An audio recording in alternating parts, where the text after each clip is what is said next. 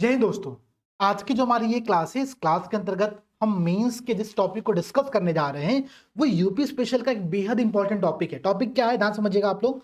Topic है यहाँ पर उत्तर प्रदेश ग्रीन हाइड्रोजन पॉलिसी 2024। मैंने आप लोगों को पहले भी इस बात को बहुत ही क्लियरली समझाया है कि अगर आप इससे पहले जो मेंस हुआ था उस मेंस के अगर आप पेपर 5 और पेपर 6 जिस साल पहली बार यूपी स्पेशल के पेपर को ऐड किया गया, अगर आप उस साल के पेपर को देखते हैं तो पेपर 5 और पेपर 6 को मिलाकर के लगभग लगभग 6 से 7 पॉलिसी, यूपी गवर्नमेंट की जो पॉलिसी है उन पॉलिसी पर प्रश्न पूछे गए हैं। कई बार आपको ऐसे प्रश्न देखने को मिलेंगे जहां पर एग्जैक्टली पॉलिसी के प्रोविजन पर प्रश्न पूछा गया होगा, या फिर कई बार उन पॉलिसी पर बेस्ड कुछ इतर प्रश्न या फिर क्वेश्चन की डिमांड को थोड़ा सा चेंज करते हुए नए क्वेश्चन फ्रेम करके वहां पर पूछे जाते हैं। जैसे कि अगर आप इस क्वेश्चन को देखोगे, ये क्वेश्चन यूपी गवर्नमेंट की जो ग्रीन हाइड्रोजन पॉलिसी, उस पॉलिसी के प्रोविजन प्रावधान के बारे में नहीं पूछ रहा है। ये उस पॉलिसी की उद्देश्य, ये उस पॉलिसी की डिमांड, ये सब चीजें नहीं पूछ रहा है। प्रश्न क्या है, ध्यान से समझना। प्रश्न यहां पर कह रहा है कि ये जो पॉलिसी है, इस पॉलिसी को लागू करने में अवसरों, मतलब जो अपॉर्चुनिटीज हैं उनकी बात कर रहा है, और जो इस पॉलिसी को लागू करने में चैलेंजेस आएंगे उनका आप लोगों को विश्लेषण करना है, एनालिसिस करनी है। ध्यान दीजिएगा, प्रश्न की डिमांड समझना बहुत जरूरी है।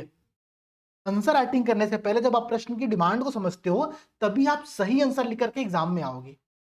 और चूंकि अभी जिस फेज में हम लोग हैं वो हम लोग क्या कर रहे हैं, हम लोग क्वेश्चन को समझने का प्रयास कर रहे हैं।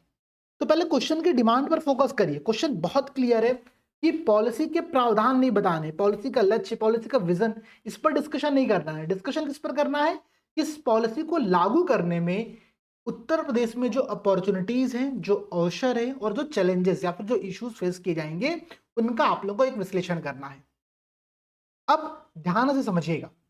सबसे पहले चूंकि हम लोग एक बेसिक टॉपिक को पढ़ रहे हैं, जब भी आपके सामने ऐसे कुछ पॉलिसी प्रश्न पूछे तो उस पॉलिसी के बारे में बेसिक पॉइंट तो एक बार देख ही लो। जैसे कि ये जो पूरी पॉलिसी है ये क्वेश्चन की डिमांड नहीं है, मैं आप लोगों को कुछ अतिरिक्त जानकारी प्रोवाइड कर रहा हूं, ध्यान समझिएगा।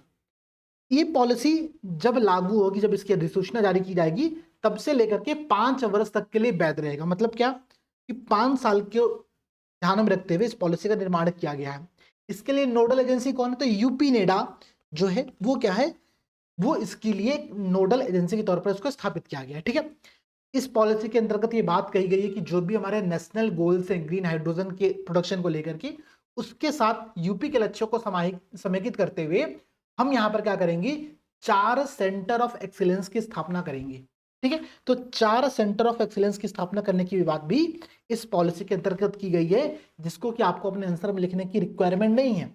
हम केवल अतिरिक्त इंफॉर्मेशन के तौर पर इन सारे पॉइंट्स को देख रहे हैं। क्या पता एग्जाम में जो प्रश्न पूछे वहां पे प्रावधान ही पूछ दे आपसे, तब ये थोड़ी कहोगे सर हमने प्रावधान नहीं पढ़ा था, हमने तो केवल ये पढ़ा था कि इसको लागू करने की अपॉर्चुनिटीज और चैलेंजेस क्या हैं। इसलिए इन बेसिक टर्म्स पर आप लोगों को अपने लेवल पर एक बार प्रयास करते चलना पड़ेगा। ठीक है, अब आगे बढ़ते हैं और हम लोग चीजों को समझते हैं। मैंने आप लोगों से बार बार एक बात कही है कि जब भी आपके प्रश्न में कोई एक ऐसा टर्म हो जो कि थोड़ा सा टेक्निकल टर्म हो, आपको लगता हो कि इसके डेफिनेशन देना, इसको एक्सप्लेन करना एक अच्छा विकल्प हो सकता है इंट्रोडक्शन में, आप वो काम बहुत ही इजीली कर सकते हो। जैसे कि इससे पहले जिस पॉलिसी की बात हम लोग कर रहे थे वहां पर हमने देखा था सेमीकंडक्टर पॉलिसी। मैंने आपसे कहा कि सेमीकंडक्टर क्या होता है, आप चाहो तो उसको इंट्रोडक्शन में एक्सप्लेन कर सकते हो। भारत की सेमीकंडक्टर डिमांड कितनी है, यूपी की सेमीकंडक्टर डिमांड कितनी है, आप उसको एक्सप्लेन करते हुए उसका स्ट्रेटेजिक इंपॉर्टेंस क्या है, उसका रणनीतिक महत्व क्या है, या फिर उसका जो डिजिटल क्रांति में क्या इंपॉर्टेंस, आप वहां पर एक्सप्लेन कर सकते हो। आपका एक बेसिक इंट्रोडक्शन तैयार हो जाएगा। सिमिलर कॉन्सेप्ट आप यहां पर अप्लाई कर सकते हो। भाई ग्रीन हाइड्रोजन क्या होता है, पहले तो हम ये समझे ना, तब तो हम उसकी पॉलिसी की बात करेंगे। तो ध्यान दीजिएगा, देखिए मैं आप लोगों को ग्रीन हाइड्रोजन बहुत बेसिक टर्म पर समझा रहा हूं, ध्यान से देखना। देखो, हाइड्रोजन का प्रोडक्शन कई मेथड से किया जाता है। जिस मेथड से या फिर मैं कहूं तो जिस सोर्स के माध्यम से, जिस स्रोत से हम हाइड्रोजन का प्रोडक्शन कर रहे होते हैं। हाइड्रोजन क्या, हाइड्रोजन एक फ्यूल है जिसका प्रयोग बहुत बड़ी मात्रा में इलेक्ट्रिक व्हीकल्स में, जितने भी अदर इंडस्ट्रीज हैं मैन्युफैक्चरिंग की, उस इंडस्ट्रीज में किया जाता है। एविएशन में इसका हम लोग फ्यूल के तौर पे प्रयोग करते हैं। ठीक है, पावर जनरेशन में इसका यूज किया जाता है। तो हाइड्रोजन का प्रोडक्शन कई मेथड से होता है।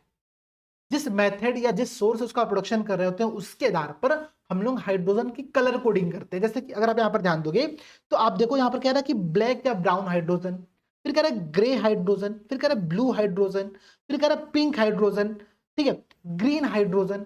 ऐसे बहुत सारे हाइड्रोजन यहाँ पर आपको बताए गए हैं। हम जिस पॉलिसी की बात कर रहे हैं, यूपी गवर्नमेंट ने ग्रीन हाइड्रोजन के प्रोडक्शन को लेकर के अपनी एक डेडिकेटेड पॉलिसी का निर्माण किया है। ग्रीन हाइड्रोजन क्या है? तो ऐसा हाइड्रोजन, ध्यान दीजिएगा आप लोग, ऐसा हाइड्रोजन जिसका प्रोडक्शन इलेक्ट्रोलिसिस के माध्यम से होता है। इलेक्ट्रोलिसिस में क्या होता है कि वाटर मॉलिक्यूल्स जो होते हैं उसको हम हाइड्रोजन और ऑक्सीजन के अलग अलग पार्ट्स में इलेक्ट्रिसिटी के माध्यम से तोड़ते हैं। सबसे इंपॉर्टेंट पॉइंट यहां पर यह होता है कि इलेक्ट्रोलिसिस में जिस विद्युत का प्रयोग किया जा रहा है वो रिन्यूएबल सोर्स, नवीकरणीय ऊर्जा के स्रोतों से प्राप्त किया गया विद्युत होना चाहिए, तभी उसको हम ग्रीन हाइड्रोजन कहेंगे। नाम से भी बहुत स्पष्ट हो रहा है, एनवायरमेंट फ्रेंडली हाइड्रोजन की बात करें, ग्रीन हाइड्रोजन है, ठीक है। ग्रीन हाइड्रोजन क्या है? ऐसा हाइड्रोजन जिसका प्रोडक्शन इलेक्ट्रोलिसिस के माध्यम से हो, जहां पर इलेक्ट्रिसिटी जो जनरेट की जा रही है वो रिन्यूएबल सोर्स जैसे कि सोलर, विंड, हाइड्रो, इनके माध्यम से यूज की जा रही है, तो उसको हम लोग कहते हैं ग्रीन हाइड्रोजन। बातें बेहद क्लियर हो गया, हम ग्रीन हाइड्रोजन को समझ गए। अच्छा, इस मेथड के अलावा एक और मेथड होता है, इसके माध्यम से हम लोग ग्रीन हाइड्रोजन का प्रोडक्शन करते हैं। उसको क्या कहते हैं ध्यान दीजिएगा। उसमें हम लोग क्या करते हैं कि जो बायोमास होता है, आपको पता है कि यूपी बायोमास के प्रोडक्शन में बहुत अच्छे रैंकिंग पर चल रहा है प्रेजेंट टाइम पूरे भारत में। एक बार आप रैंकिंग चेक करना वहां पर, ठीक है। तो बायोमास के माध्यम से भी हम क्या कर सकते हैं, ठीक है, हाइड्रोजन का प्रोडक्शन कर सकते हैं। कैसे? Which involve the gasification of a biomass to produce hydrogen.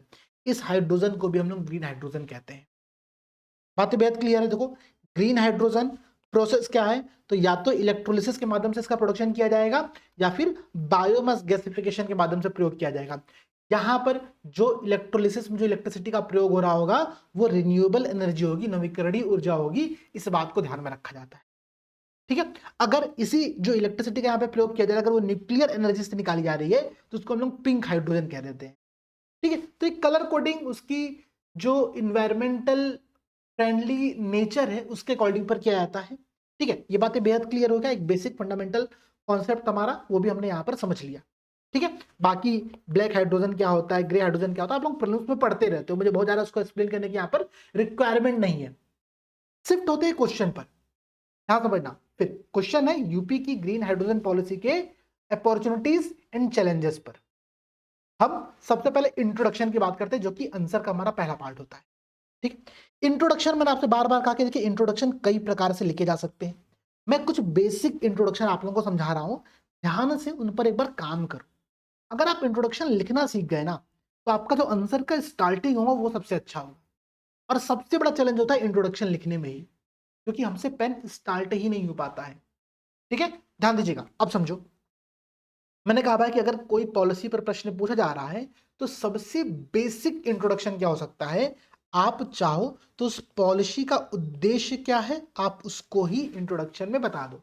जैसे कि उत्तर प्रदेश ग्रीन हाइड्रोजन पॉलिसी 2024 क्या है, एक परिवर्तनकारी पहल है। अच्छा, एक बात और समझना, जैसे मानो आपको ग्रीन हाइड्रोजन पॉलिसी क्या है नहीं पता है, आपके लिए बाउंसर क्वेश्चन पूछ दिया गया एग्जाम में, आपने पढ़ा ही नहीं था, लेकिन आपकी आंसर राइटिंग कैपेसिटी अच्छी है, आप आंसर राइटिंग लिख सकते हो, आपके पास वो स्किल है, आप क्या लिखोगे भाई? सिंपल सी बात है, ग्रीन हाइड्रोजन की बात करें मतलब एक प्रकार का इन्वायरमेंटल फ्रेंडली इनिशिएटिव की बात कर रहे हैं, ठीक है। तो ये क्या है, ये एक परिवर्तनकारी पहल है, ट्रांसफॉर्मेटिव मेथड इनिशिएटिव है। क्यों?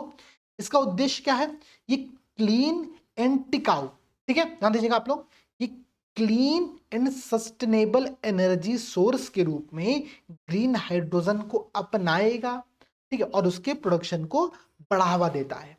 अब अगर किसी एस्पिरेंट ने ग्रीन हाइड्रोजन पॉलिसी पढ़ी हो या ना पढ़ी हो, उसको अगर इस क्वेश्चन का आंसर लिखने को मिल जाए और वो ऐसा इंट्रोडक्शन लिख करके आएगा तो सिंपल सी बात है भाई, आपको नंबर मिलेंगे।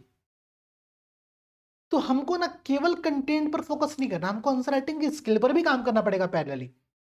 और वही बात मैं आप लोगों को बार बार समझा रहा हूं। तो एक तो बहुत बेसिक इंट्रोडक्शन था, इस इंट्रोडक्शन को लिखने के लिए आपको कोई विशेष जानकारी होने की आवश्यकता नहीं है, आप केवल अपने प्रेजेंट ऑफ माइंड और बेसिक अंडरस्टैंडिंग से इस प्रकार के इंट्रोडक्शन को लिख सकते हैं।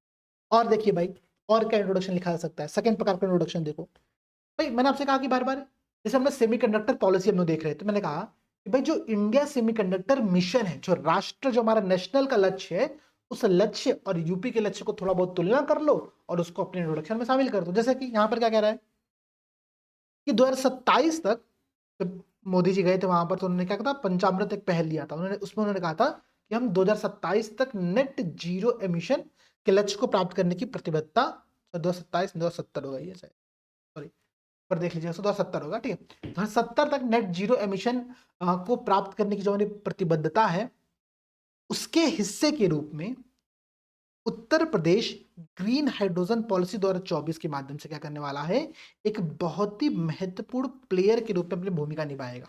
आपने क्या किया, आपने जो नेशनल डेडिकेटेड टारगेट था, उस टारगेट से यूपी की आकांक्षा को क्या किया, जोड़ दिया है।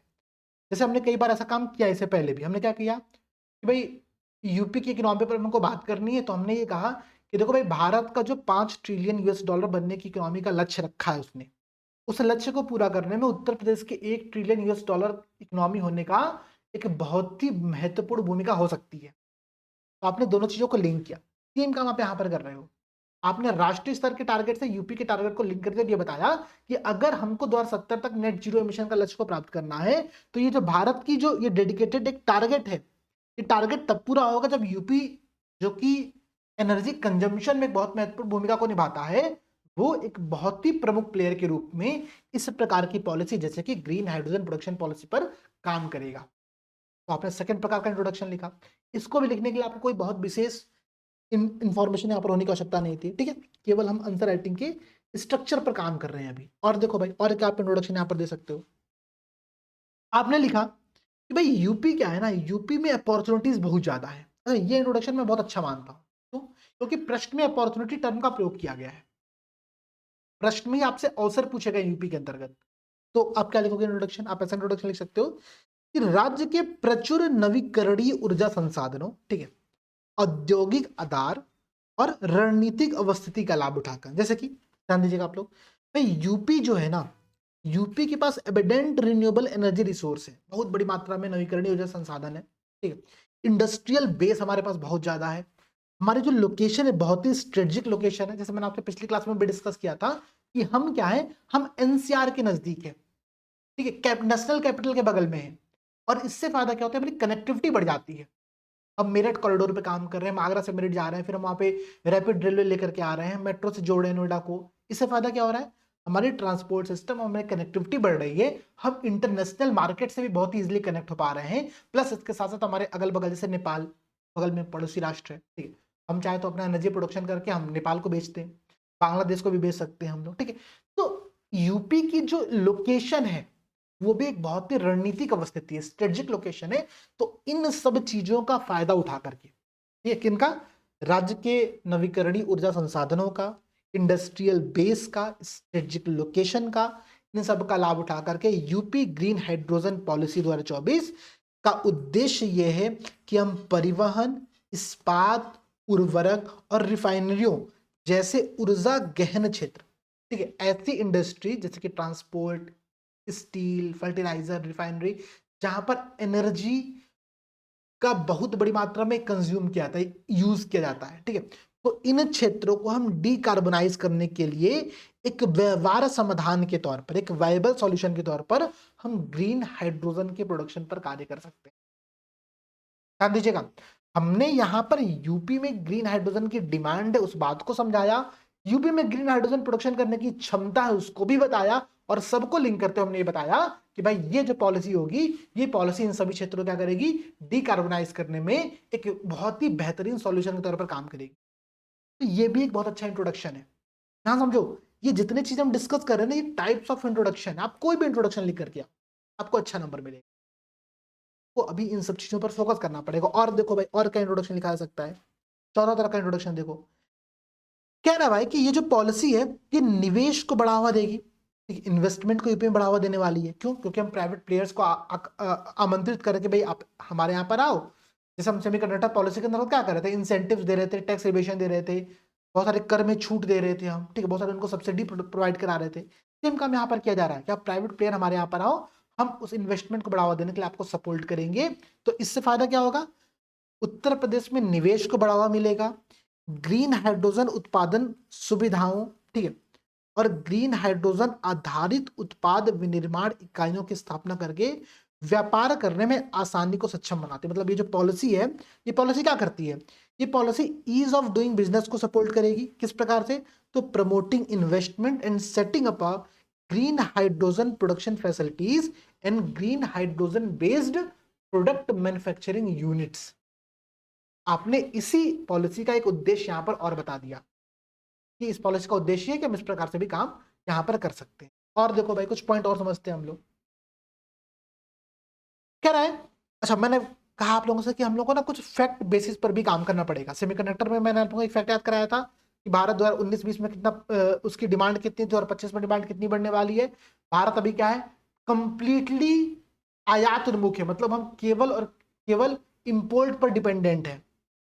सेमीकंडक्टर मैंने आप लोगों को पॉइंट समझाया था। इसी प्रकार से यहाँ पर भी एक डाटा याद करो, डाटा नोट करना अपनी नोटबुक में कहीं पर, ठीक है। डाटा क्या कह रहा है कि उत्तर प्रदेश ने 2028 तक इस पॉलिसी के माध्यम से ग्रीन हाइड्रोजन की उत्पादन क्षमता को प्रति वर्ष 1 मिलियन मीट्रिक टन तक बढ़ाने का लक्ष्य रखा है। मतलब क्या? यूपी गवर्नमेंट चाहती है, फिर यूपी एक स्टेट के तौर पर चाहता है कि हम 2028 तक 1 million metric ton green hydrogen का प्रोडक्शन 2028 तक करे। और इस उद्देश्य राज्य ने क्या किया? एक डेडिकेटेड ग्रीन हाइड्रोजन पॉलिसी लेकर के आई है, ठीक है। तो आपने यहाँ पर एक फैक्ट बताया, उस फैक्ट के माध्यम से आपने बताया कि सरकार ने एक नई पॉलिसी बनाई है। अब आप इसके बाद मेन बॉडी के स्टार्ट यहाँ पर कर सकते हैं। क्लियर? आपने बहुत बेसिक और बहुत अच्छा इंट्रोडक्शन यहाँ पर एक दे दिया। और देखो क्या इंट्रोडक्शन में दे सकते हैं आप। एक फैक्ट यहाँ पर और मेंशन कर सकते हो कि भाई राज्य में जो हाइड्रोजन की वर्तमान डिमांड है, स्टेट की बात कर रहा हूं मैं, ध्यान दीजिएगा, स्टेट में जो हाइड्रोजन की वर्तमान मांग है वो 0.9 million metric ton per annum है, ठीक है। 0.9 million metric ton per annum है, जिसका उपयोग मुख्य रूप से फर्टिलाइजर और रिफाइनरी क्षेत्रों में किया जाता है। हमने इसको बात को पहले भी पढ़ा था कि भाई इन क्षेत्रों को हम लोग क्या करना है? डीकार्बनाइज करना है, ठीक है। याद आ रहा है आप लोगों को? यहाँ पर मैंने बताया था ना कि इन क्षेत्रों में हम एनर्जी का बहुत ज्यादा यूज करते हैं, तो इन क्षेत्रों को डीकार्बनाइज करने के लिए हम ग्रीन हाइड्रोजन पर काम कर रहे हैं। यूपी की जो भी हाइड्रोजन की डिमांड है वो 0.9 million metric ton per annum है, जो कि मुख्यतः उर्वरक और रिफाइनरी क्षेत्रों में यूज की जाती है।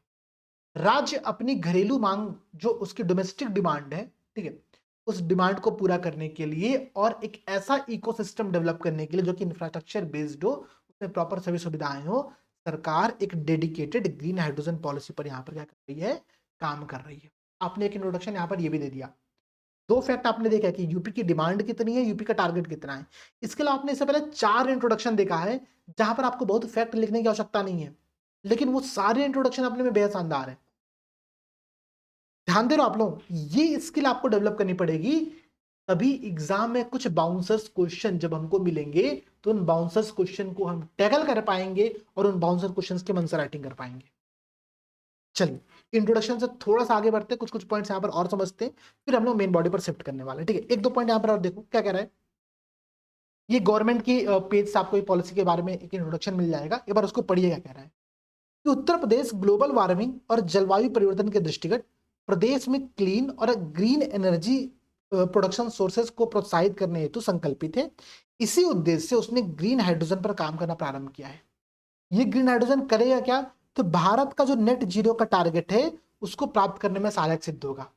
ध्यान दीजिएगा, ये गवर्नमेंट की वेबसाइट से लिया गया स्क्रीनशॉट है जो मैं आप लोगों को पढ़ के भी सुना रहा हूं। इन्हीं तो पॉइंट्स का प्रयोग हमने अपने इंट्रोडक्शन में किया था। हमने इंट्रोडक्शन में कुछ और पॉइंट थोड़ी यूज किया था। हमने नेट जीरो के टारगेट से समेकित किया था।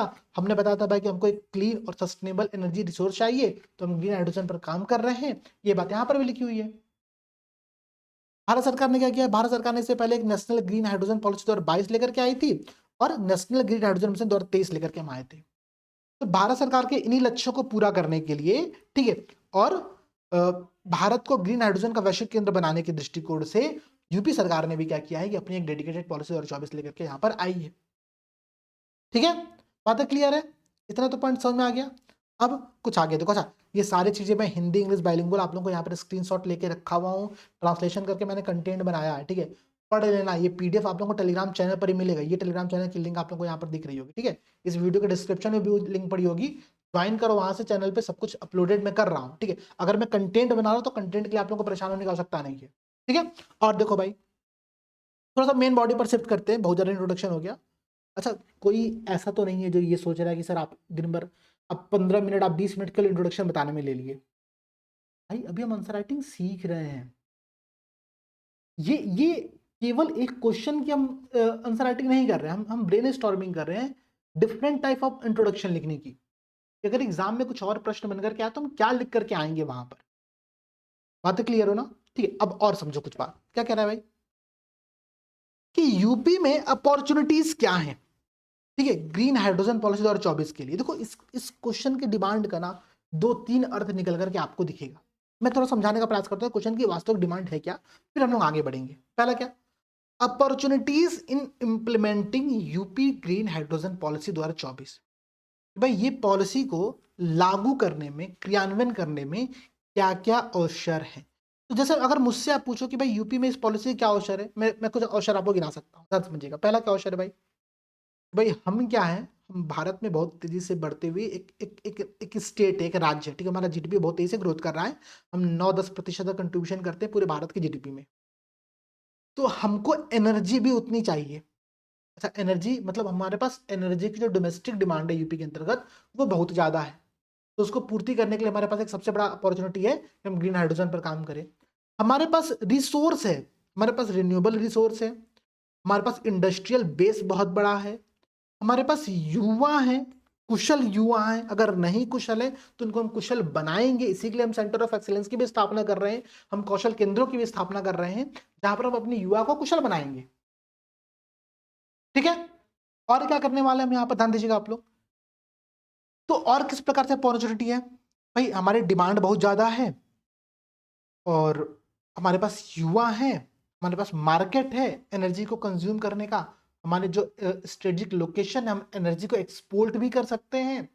तो ये उत्तर प्रदेश के पास कुछ ऐसे अवसर हैं जिनका प्रयोग करते हुए हम इस पॉलिसी को अप्लाई करा सकते हैं। एक तो क्वेश्चन की डिमांड यहाँ पर ये निकल के आती है। दूसरी क्या, भाई ठीक है, आप इस पॉलिसी के कुछ कुछ बता दो कि फायदा क्या होने वाला है, वो आपकी अपॉर्चुनिटी होगी, वो आपके अवसर होगी। इस पॉलिसी को लागू करने के बाद क्या क्या नए अवसर क्रिएट होंगे, जैसे कि जॉब क्रिएशन होगा, ठीक है। तो हमको एक थोड़ा सा बैलेंस्ड अप्रोच करते हुए हम दोनों पॉइंट्स को यहाँ पर समेकित करेंगे, जैसे कि कुछ ध्यान देना आप लोग।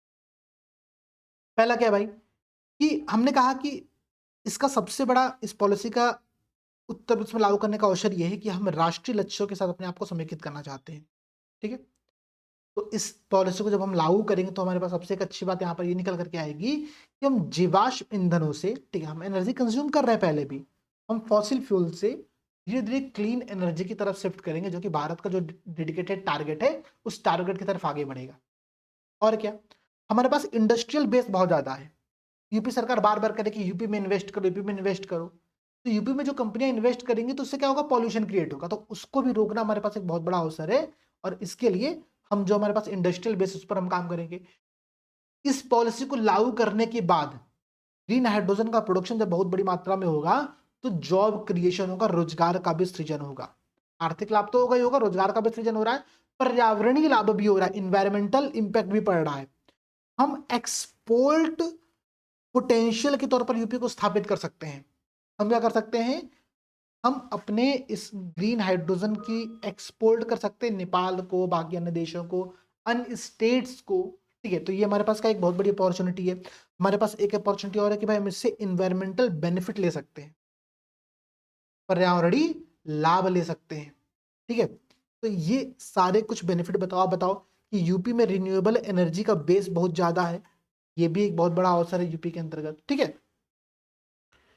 तो ऐसे कुछ पॉइंट्स को आपको अवसर के तौर पर शामिल करना है, अपॉर्चुनिटी के तौर पर शामिल करना है। बात क्लियर है? इसके अलावा आपके पास बहुत सारे पॉइंट हो, जैसे कि भाई यूपी की, मैंने कहा कि यूपी की डिमांड ही बहुत ज्यादा है। अभी डिमांड हमने पढ़ा भी था, 0.9 million metric ton per annum, ऐसा कुछ हमने पढ़ा था ना अभी, ठीक है, कि यूपी की डिमांड इतनी है हाइड्रोजन की, ठीक है।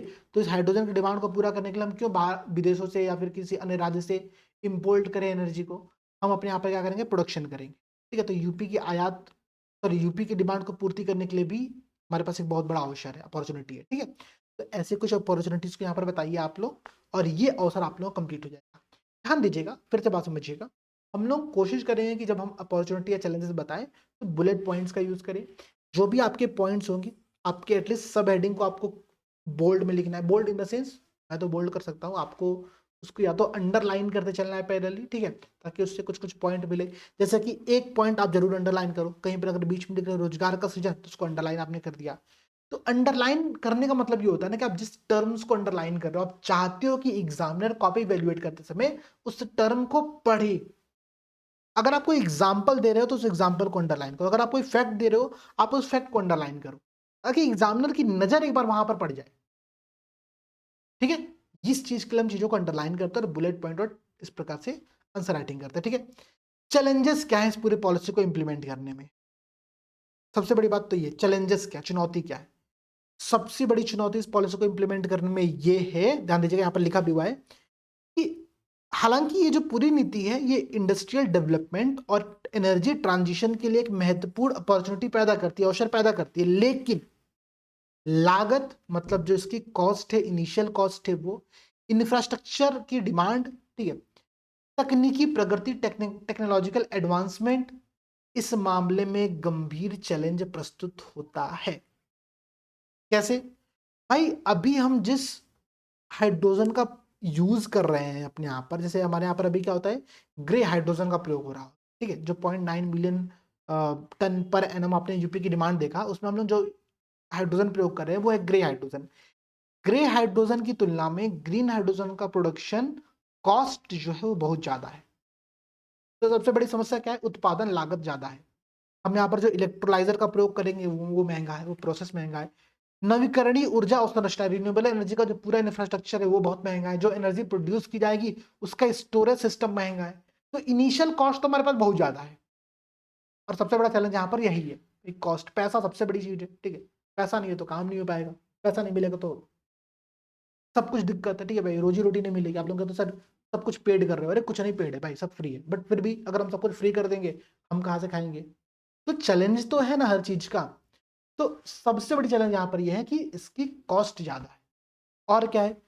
टेक्नोलॉजिकल गैप है एक बहुत बड़ी मात्रा में, ठीक है, चाहे वो तकनीकी अंतराल में कहूँ आपसे, या फिर मैं आपसे स्किल में एक गैप कहूँ। हमारे पास युवा तो हैं, हम सबसे बड़ी आबादी वाले राज्य हैं, लेकिन हमारे पास skilled labour, skilled man force की कमी है यहाँ। किसी भी इंडस्ट्री को स्थापित करने में, मैं आपसे बार बार बोलता हूं, आप 3M तो याद ही रखो। क्या? मैन मतलब लेबर, ठीक है, मनी, थर्ड मार्केट, ठीक है, मैन मनी मार्केट, आप यहां पर एक और जोड़ लो, मशीन, और एक जोड़ लो मटेरियल। 5M, ये याद रखना है, 5M। किसी भी इंडस्ट्री को स्थापित करने में ये 5M की भूमिका बहुत ज्यादा है। ठीक है, मैन मतलब मैन फोर्स, या फिर मैं कहूँ तो लेबर, मनी पैसे पूंजी चाहिए होगी, कैपिटल चाहिए होगा, मार्केट, भाई अगर मार्केट ही नहीं, डिमांड ही नहीं, तो हम क्रिएट करके करेंगे क्या? अचार थोड़ी डालेंगे उसका। ठीक है, तो मार्केट होना चाहिए। मशीन मैकेनाइजेशन होनी चाहिए, भाई तकनीक होनी चाहिए हमारे पास। ठीक है, और मटेरियल या फिर रॉ मटेरियल, मतलब रॉ मटेरियल होता है कच्चा माल, रॉ मटेरियल। ठीक है, तो ये चीजें हमारे पास इनिशियली होनी ही चाहिए। हमारे पास कुशल कार्यबल की कमी है, सबसे बड़ा चैलेंज हो गया। हमारे पास तकनीकी अंतराल है, टेक्नोलॉजिकल गैप है। भाई हरित हाइड्रोजन उत्पादन के लिए जो हमारे पास उन्नत टेक्नोलॉजी चाहिए वो हमारे पास नहीं है। हमारे पास इंफ्रास्ट्रक्चर चैलेंज है, भाई जो पाइपलाइन से आप एनर्जी का प्रोडक्शन करके ले जाओगे वो नहीं है। हमारे पास भंडारण सुविधाएं नहीं है। एक जो प्रॉपर सप्लाई चेन होती है ना, जीएस पेपर 3 के अंतर्गत आप एक टॉपिक पढ़ते हो, सप्लाई चेन मैनेजमेंट, बेहद इंपॉर्टेंट टॉपिक है। सप्लाई चेन हमारे पास है ही नहीं, हम करेंगे क्या प्रोडक्शन करके? इन सब के अलावा जो पॉलिसी बनाई भी गई, उस पॉलिसी में भी बहुत सारी समस्याएं हैं। विभिन्न स्टेक होल्डर्स को वहां पर शामिल नहीं किया गया है।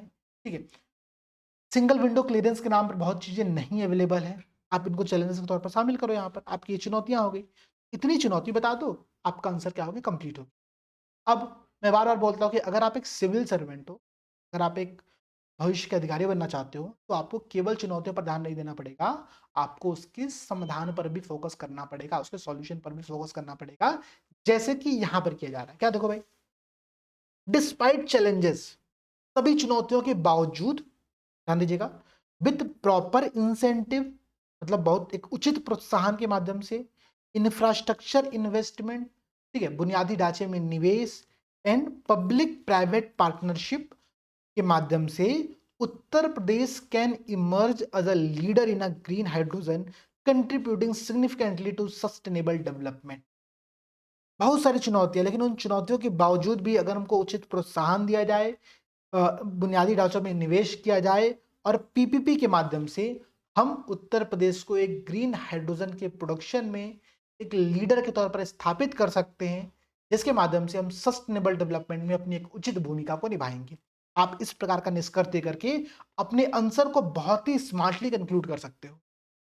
या फिर एक इंट्रोडक्शन यहाँ पर और लिखा हुआ है, क्या लिखा भाई कि with strategic planning and robust execution, एक रणनीतिक प्लानिंग के माध्यम से, ठीक है, और उसका बहुत ही उचित क्रियान्वयन के माध्यम से Uttar Pradesh green hydrogen policy can transform the state into a leader in India's green energy revolution. आप एक बहुत सिंपल इंट्रोडक्शन ये भी कंक्लूजन ये भी दे सकते हो। अब कंक्लूजन हो गया, यहाँ पर आंसर खत्म हो गया। तो ये हम लोग को फॉर्मेटिंग समझनी पड़ेगी। ये पीडीएफ मैं शेयर कर दूंगा, पीडीएफ डाउनलोड कर लेना, प्रिंट कर ले। प्रिंट का क्या करोगे आप लोग, इसके नोट्स बना लो पैरेलली, ठीक है। अच्छा, हमने अभी तक 3 पॉलिसी पढ़ी है, 3 पॉलिसी के नोट्स होने चाहिए। जैसे कि सबसे पहले पॉलिसी हमने क्या पढ़ी थी, डिजिटल मीडिया पॉलिसी। क्या मैंने एकदम एग्जैक्टली पॉइंट्स याद कराए थे आप लोगों को, 4 पॉइंट्स है उसमें। पहला क्या भाई, अगर आप इन्फ्लुएंसर हो आपको रिवॉर्ड दिया जाएगा, मतलब जॉब क्रिएशन हो रहा है। सेकंड भाई, अवेयरनेस क्रिएट कर रहे हो आप, गवर्नमेंट की जो वेलफेयर स्कीम है, सोशल वेलफेयर स्कीम है, आप उनके बारे में लोगों को जागरूक कर रहे हो, ठीक है। सेकंड पॉइंट हो गया। गवर्नमेंट टू पब्लिक कनेक्शन का एक बहुत ही इनोवेटिव मेथड है ये। चौथा क्या, फेक न्यूज या फिर एंटी नेशनल पोस्ट जैसे चीजों को हम कंट्रोल कर रहे हैं। 4 पॉइंट हमने याद किया था जुबान पर, याद है ना। ऐसे चीजों को याद करो। उस पॉलिसी के चैलेंजेस क्या थे, ठीक है। डिजिटल मीडिया पॉलिसी के हमने ये भी डिस्कस किया था कि भाई एंटी नेशनल पोस्ट किसको हम मानेंगे, हम किसको उपद्रवी घोषित करेंगे, हमें नहीं पता है। ये भी तो एक बहुत ही ब्रॉड मीनिंग हो गया ना कि कौन सी पोस्ट एंटी नेशनल पोस्ट है या नहीं है। ये बात एक सबसे बड़ा चैलेंज है। फ्रीडम ऑफ एक्सप्रेशन यहाँ पर बाधित हो रहा है। बहुत सारे, चूंकि सरकार इन्फ्लुएंसर्स को कंट्रोल करने का प्रयास कर रही है, तो बहुत सारी चीजें यहाँ पर क्या होंगी, रेगुलेट होंगी, ठीक है। सरकार इसका प्रयोग क्या कर सकती है, आने वाले इलेक्शंस में अपने फेवर में लोगों के विचारों को प्रभावित करने में कर सकती है। तो ऐसा कुछ चैलेंजेस याद करेंगे। तो इसी प्रकार से जितनी पॉलिसी डिस्कस की जा रही है उनको तैयार करिए, उनके पॉइंट्स को समझिए, याद करिए। क्लासेस कैसी लग रही है, फीडबैक जरूर शेयर करो भाई। देखो बहुत एफर्ट किया जा रहा है टीम के द्वारा, क्लासेस शेयर करोगे। डेली आंसर राइटिंग प्रोग्राम चल रहा है, प्रयास आप लोगों के लिए, मेंस की टेस्ट सीरीज चल रही है, प्रीलिम्स की टेस्ट सीरीज चल रही है। सब कुछ करो, जो आपकी रिक्वायरमेंट हो, सारी रिक्वायरमेंट यहाँ पर फुलफिल होगी। आपकी डिमांड है, आपको कोई डाउट है, आपको कोई क्वेरी है, टीम को व्हाट्सएप पर मैसेज करो, स्क्रीन पर नंबर आप लोगों के चल रहा है, वहाँ पर मैसेज करिए। टीम आपसे कनेक्ट करेगी, मैं, निशान सर, कोई भी आपसे जुड़ेगा, बातचीत करेगा, चीज़ों को सॉल्व करेंगे, ठीक है। हम लोग को भी एक सजेस्ट एक सॉल्यूशन वाले अप्रोच में जाना पड़ेगा, ठीक है। तभी चीज़ें आगे निकल करके आएंगी, ठीक है। आप मेहनत करो, हम आपको साथ हैं। मेहनत तो आपको ही करनी पड़ेगी, हमारा साथ आपके साथ रहेगा, सब कुछ बढ़िया होने वाला है, ये मैं उम्मीद करता हूँ। क्लासेस का फीडबैक जरूर शेयर करिएगा। प्लस अगर नोट्स बना रहे हो तो नोट्स का एक बार स्क्रीनशॉट, पीडीएफ, फोटो कुछ भी हो मेरे साथ शेयर करो, मैं एक बार देखता हूँ, सजेशन जो भी होगा आप लोगों को प्रोवाइड करूंगा। मेरी टेलीग्राम आईडी है, टेलीग्राम पर @r_दीप, आप यहाँ पर शेयर कर सकते हो, ठीक है। टेलीग्राम पर मुझे ढूंढ करके मैं आप लोगों को मैसेज का रिप्लाई वहाँ पर करता रहूँगा, ठीक है। तो मिलते हैं आप लोगों से अगली क्लास में। सभी दोस्तों को जय हिंद, जय भारत।